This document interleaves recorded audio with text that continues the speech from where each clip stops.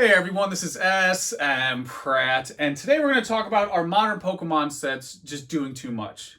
We talked about if they're too big. Now, is it just too much? And the answer is absolutely. Modern Pokemon right now is just honestly, I think it's like a full-time job. Like, I need to not only just live in a grandma house, talking to a camera, sell cards for a living. I need to like hire someone just to tell me every single card that's in every set. Because like every 3 months, it's like another 200 cards being fired at you, and it's so much to keep up with. And I really want to talk about that right now. I'm going to put the philosophy degree to use here because I just thought of something after doing my Patreon Q&A. Someone gave me a great and very valuable statistic on what it would take to pull every single card from Evolving Skies if you wanted to open yourself from a pack. And according to them, it would take 190 booster boxes. Even if you think that is not on the nose, let's take 20 boxes off of that, right? Let's just shave it down to a nice 150 or 151 to include Mew. That's just absurd. Like, that is an insane amount of product. Like, if you gave me 190 WotC packs, like we're talking about practice, like packs, I could open up pretty much any set. Like, I could complete base jungle for sure, fossil, rocket, with 190 packs. We're talking boxes. To me, that says it all. Logistically, that's just a nightmare. That's just too much. Not only is it too many cards, that's just select all, way too much to do as a consumer or collector, even someone with the means. Like, it's exhausting even to read that statistic. I'd be like 190 boxes. Like, that is just so much work to complete one single Pokemon set that is one of maybe 4 in a year. So what people I think also don't notice with the quantity, even for myself, I thought about this. I'm like, wait, there's layers of this. There's like depth to this. Like, we got to peel it back. Not only is it 240 cards in some of these sets, that's 240 cards every 3 months. So when you compare that to WotC had like base, jungle, and fossil in 1 year, right?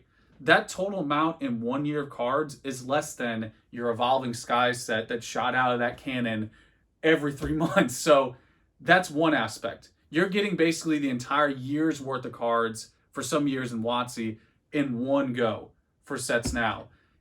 Also, you have only 4 rarity options in those original WotC sets: Holo, Rare, Uncommon, Common. Where today, like, I need to pull out a chart to figure out everything that's in these sets now. It's like alt arts, which are beautiful, secret rares, the gold ones, the full art secret rares, the VMAX full arts, the hyper rares that need to be taken out back, they've overstayed their welcome, the flat Vs, and then you finally get to the old school holo, rare, uncommon, and common. Not only do you have the quantity, you have these layers that it's just too much. It's way too much for, I think, not only a casual person to do, even someone who's super serial and talking to you guys into a camera in a grandma house. I can't keep up with it. It's become a whole nother job. Like, if you give me your resume, if you want to monitor, if you know how to like monitor this with AI, they can like flash it in my eyes while I sleep so I can figure out where every card is now. There's like thousands of modern cards being released every year in these sets. It's honestly just exhausting to figure out, oh, was this card in Chilling Reign or was that in Evolving Skies? Like, it's so tough to keep up. As someone who loves this, who does it for a living, I still can't do it. I still can't keep up with it all. And just logistics are insane. Now, the deeper part that I wanted to get into, if you stuck through the first rant in this video, the part 2, where the philosophy degree comes into play, is that I don't think people treat sets today as sets anymore. I think sets have really just become, or booster packs have just become, a physical slot machine. Where for most people, you might as well just remove all the other cards that aren't a full art or whatever and just make them blank placeholders. To the point where the disrespect, I know why people do it, the card trick, but the disrespect of just putting the uncommons in the front just to get them out of the way so that bang at the end can be even louder if you get the full art pull or whatever it is, the hyper rare that needs to go. So that is what cards have become now in modern. They're not about the sets anymore. It's more about what hit am I going to get. It's all about that pull. It's just about that hit. And I think a good way to really get into this is talking about back in the day, and I'm probably preaching to the choir when I say, like, when we were kids, we cared about how did Charmander evolve into Charmeleon, Squirtle, Wartortle, Machop, Machoke, and then when you finally got that holo that connected all 3, that was magic. That did something. That together made a better experience, enhanced your feeling and everything you were doing with Pokemon. Like, it made the set more valuable. It illuminated it more. You know, those things connected and worked together. Where now there is such a disconnect from the chase cards all the way down to the common cards. Like, I cannot emphasize, as a kid, I would study this stuff. I'd look and be like, okay, Charmander evolving into Charmeleon goes from 50 to 80 HP, but then Dark Charizard only has 80 HP, and that's the same as Charmeleon in base, and then Dark Charmeleon is much lower. He only went up 10 HP. Like, this is what kids did back in the day. At least it's what I was doing. Maybe I'm a little bit out there, but I think most people did this type of stuff, where they'd open up the pack like Creepy Rudy and sniff it and smell it and look at it. That's what you do as a passionate collector. It is a very emotional, visceral thing. And there were a lot of people who studied the difference between like the HP and what's that first edition stamp look like. We still do it today. The smudges, the gray stamps, you know, the airs and things like that. Like, that's what collecting's all about. And I feel like these modern sets are not connecting that for you. And the real tragedy of it all is that the modern sets today have absolutely stunning art for the common, uncommon stuff. Like, I love when I get on E4 and I see people talking about like the Magmar in the snow. You know, that new artist who came out of nowhere. Kind of looks like Komiya a little bit, maybe a little Kasube with the darker lines in their early Kasube stuff. It's just like there's so many good artists today. It's such a variety. Like, the critique you could say for base set, which has validity to it, is that it's like, okay, it's Sugimori, Arita with like the occasional rest in peace Kinabuchi, or like the one Porygon and Mikuni, you know. You have maybe like 4 or 5 artists, but now you have like probably like 20, 30 artists, and some of them rotate in and out. Like, there's such a good variety. Like, even Uyama and the OGs are back in it, doing stuff, doing common artwork that just gets brushed to the side, you know, that gets put in the front to be brushed back to when you get to the pole, you know. That's what it's all about now. And I think what really sucks about it all is, as a collector, it'd be cool if a lot of that like really nice art connected with the big chase cards. And what it just keeps happening more and more over time is just more of a separation. You have such a gap. Anytime I just casually see someone opening it, and I'm not trying to criticize the people opening it, like, they're just catering to what these sets do. They're really just catering to their target demographic, and it's all about that chase. Like, it's just about get all these other cards out of the way so I can get to the last one. Like, that's what it's all about.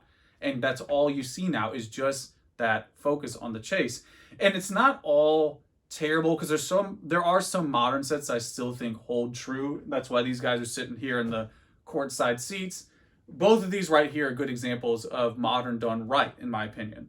You know, the most recent, that Celebrations Ultra Premium Collection, I know it's like a smaller thing, it's not really a set, but I would even say Celebrations in general is a great example of a smaller pool. Yeah, you do have a lot of mixture in there. You still have like this crazy, like, remember back in the day, like the rainforest canopy and all the layers, like, you still have that rarity going on, but at least with Celebrations, it's tighter. It's a smaller set. You don't have 240 cards with that crazy rarity mix. You have like a lot smaller pool of cards that, even if it had the same rarity, it's just smaller. It's easier. It's more contained.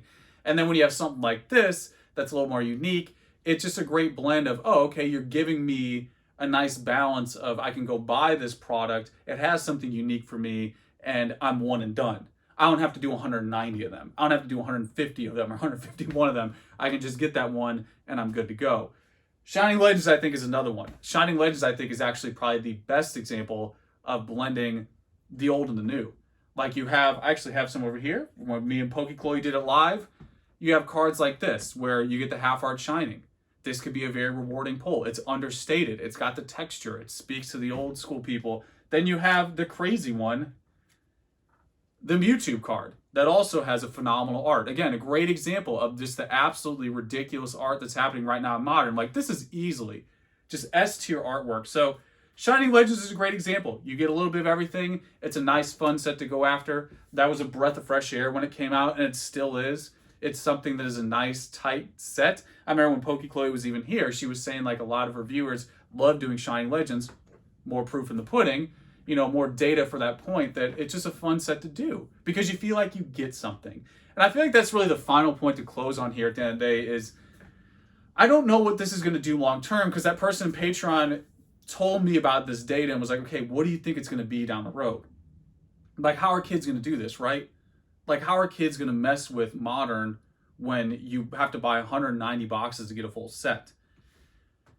I think at the end of the day, no matter where you fall emotionally, objectively, you were just getting less than you did in the back in the day. When I open up Shining Legends, it's more fun. I get more per opening. I get something for my struggle, my payment. Celebrations is another one. I feel like when I open Celebrations, I'm at least getting something, whether it's a birthday Pikachu or the 20th Blastoise, from Max Bofo's video, you get something out of it. Where now, like Evolving Skies, we even did that. I think we even did, PokeCloyd, correct me if I'm wrong, I'm pretty sure we did Evolving Skies, and it was just a dud. We opened like half of a box, like 18 packs, I think, or something like that. It was a complete dud. And then we opened up Shining Legends, 1 ETB, 10 packs, get a Mewtwo, get a Shining Arceus. I think we even got like a Mewtwo GX as well, like 10 packs. Thanks for coming. I mean, that is, again, just throwing all the data at you of how imbalanced it is right now for Modern. And I don't know what it's going to leave the next generation with. Because at least for us with WotC, it was much more rewarding when you opened a pack. And because the rarity hierarchy wasn't like all the layers in the rainforest, you only had like hollow, rare, uncommon, common. When you still got a rare, it was special. I just did some consignments for like some Neo Destiny non-hollows, and I'm like, yeah, these look cool. If anything, I find myself gravitating more towards the non-hollows with like, especially the Neo era, because I feel like art really started to develop around then, and with the E series. And these are just like cards that still to this day are like $1, a couple dollars maybe, 20 years later, but they deliver, they connect, they do something together. Where now I don't know what kids are going to do when they come back into it. I do think at the end of the day, kids appreciate everything they have. Like back in the day, we appreciated every single card. I only had 3 total base packs back then, but I can remember what I pulled. I can remember putting all those common and uncommons in my binder, and I felt so good about what I bought. That $2.99 back then gave you so much. Like I got 11 cards in each one, and it was so cool going through and being like, okay, do I want to put my Diglett Air that I had back in the day? Yeah, I'm flexing. I had my Diglett Air back in the day with the sideways fist. Put that one in the binder next to the regular one, next to the Doug Trio. That was a big deal to get that rare Doug Trio card. Where now it's like you can open up a whole box of Evolving Skies and feel like you've left with nothing. So that is the current state of modern Pokemon. And it is really tough because I feel like it is not only just modern, but also even more so English. I think it's modern in general, but especially English, because at least in Japanese, you got a little bit of this.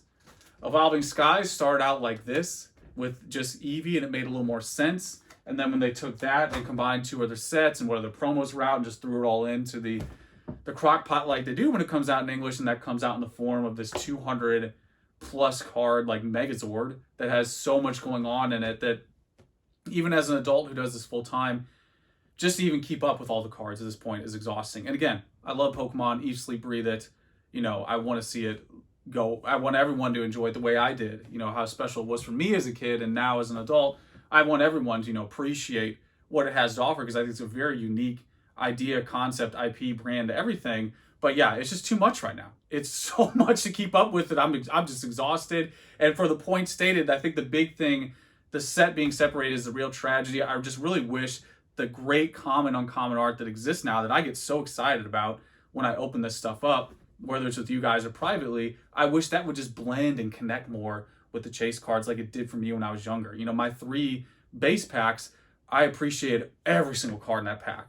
I put all that stuff in my binder, where now I just don't know if kids are even messing with that because they're conditioned by all the blue check mark, big open mouth YouTubers, just about the hits, the card trick. What is that? What's the incentive there? It's all about that big hit, And again, not trying to villainize the people who do that. They're just catering to the name of the game now. That's really just what it's become. So there it is. That's what I have, kind of a more cerebral topic, but I think there's a lot of truth in there. And, no matter where you stand at the end of the day, 190 boxes is just ridiculous. Even if it's just 100 boxes, that's still ridiculous. Like, that's an insane amount of product to open to complete a set.